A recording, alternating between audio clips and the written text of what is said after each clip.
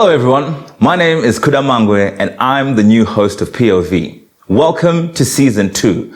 I'm honored to be in this chair, and as you know, the man who sat here before me did an amazing job at guiding you through the Zim political scene.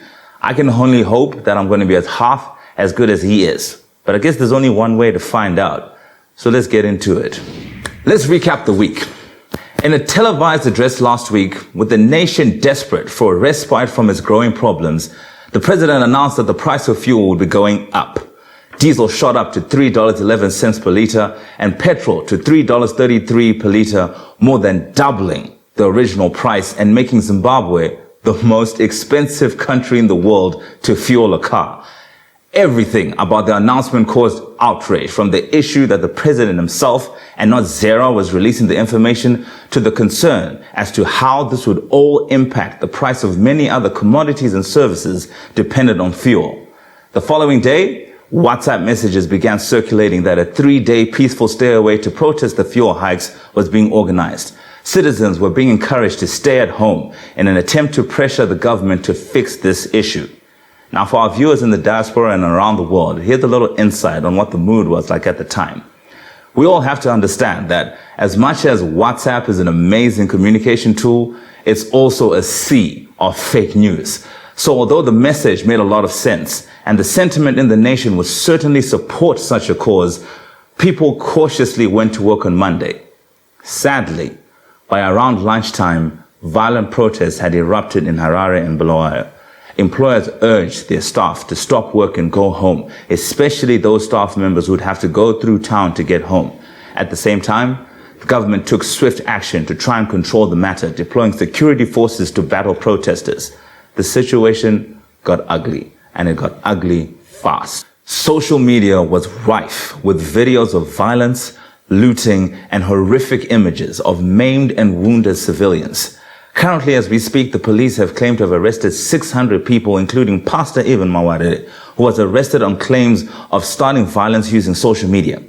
And then the government gave a directive for all mobile network operators to shut down the internet.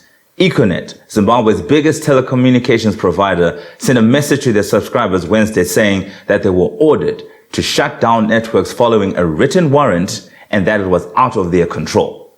The government justified its decision, citing the Interception of Communications Act, Chapter 1120, and declaring the move a necessity for national security.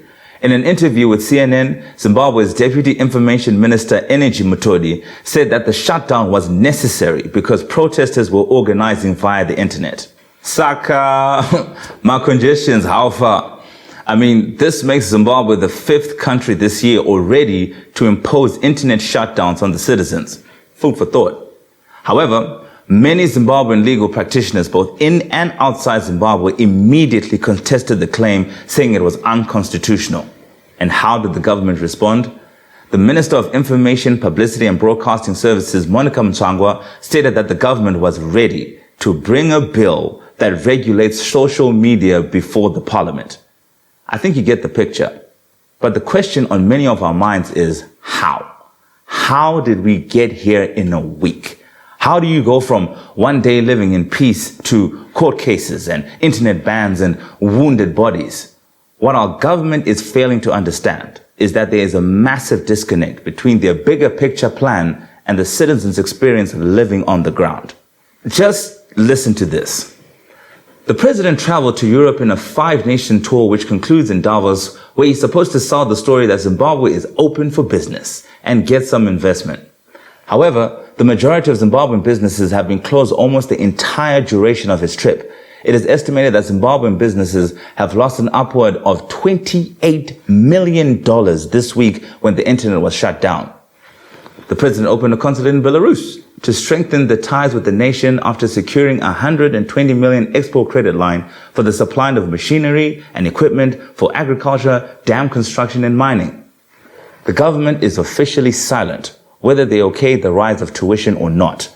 But while that is the case, schools increased tuition and parents have had to confront the situation with stagnant salaries.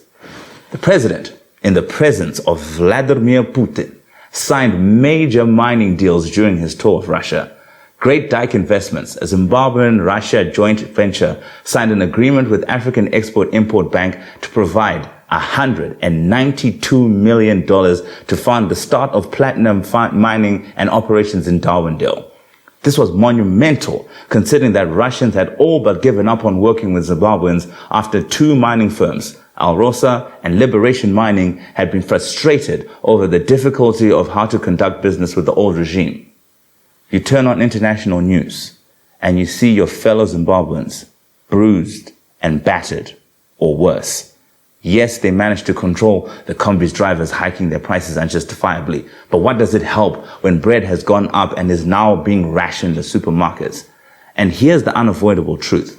We will go nowhere in this situation trying to resolve symptoms of the issue we have and not attacking the root cause of the problem. What keeps a government afloat is when they keep their promises, but only make promises that they are willing and able to keep. The government made a promise that the bond note was equal to the US dollar, and they have failed to keep that promise. As a result, people have lost faith in the bond and are not willing to keep faith in the government. That is why workers and businesses are now demanding to be paid in US. A pay increase in a currency that doesn't store value is useless to a person struggling to maintain a personal budget. The very currency people are demanding is a fiat currency, a currency backed by a promise that the American government will control inflation and maintain the value of the dollar. And they have, and that's why we want it and not bonds. But there are no US dollars to speak of, and the concern of what the government is going to do to resolve this issue and what they will do with the promise that they will settle RTGS balances has all of us concerned. And these concerns are not just true for Zimbabweans, but also international investors who are watching closely as you are openly defaulting your balances. For season 2, at the end of every show, I'm going to be sharing my thoughts on the episode, just my personal POV. So here's what I think about what we've shared today. Communication between the government and the nation has to improve like yesterday. If people are expected to have the same vision as the executive, the vision must be understood by everyone with regular progress updates for accountability's sake. I mean, take the internet blackout and protest this week. The State Security, Minister of Information, and Minister of Defense Forces all communicated different official reasons explaining the events. And then when people look at you confused, move amati makamako. I mean, living in chaos is made a little bit easier by allowing citizens to be organized around the situation. For example, when ZESA produces a well-communicated load-shedding schedule, it makes things easier. You know when to cook, you know when to bath, and even how to manage your generator. And for the government, which is still trying to keep the confidence of the people, this should not be taken lightly. Through effective and consistent communication, you can allow your citizens to make a plan. Because right now, the biggest challenge for the government lies in the words of Maya Angelou. She says, I've learned that people will forget what you said, people will forget what you did, but people will never forget how you made them feel. Every day counts for this government. Every statement, every decision, and every move is attached to the heartstrings of each and every one of us. So when we are asked to make certain sacrifices, it is not the nature of the request that produces a negative reaction, but it's the feelings of how the requests of old have only produced the headaches of today. Food for thought, ladies and gentlemen, but thank you very much for enjoying this first episode. My name is Kuda Mangwe. Good morning, good afternoon, and good night.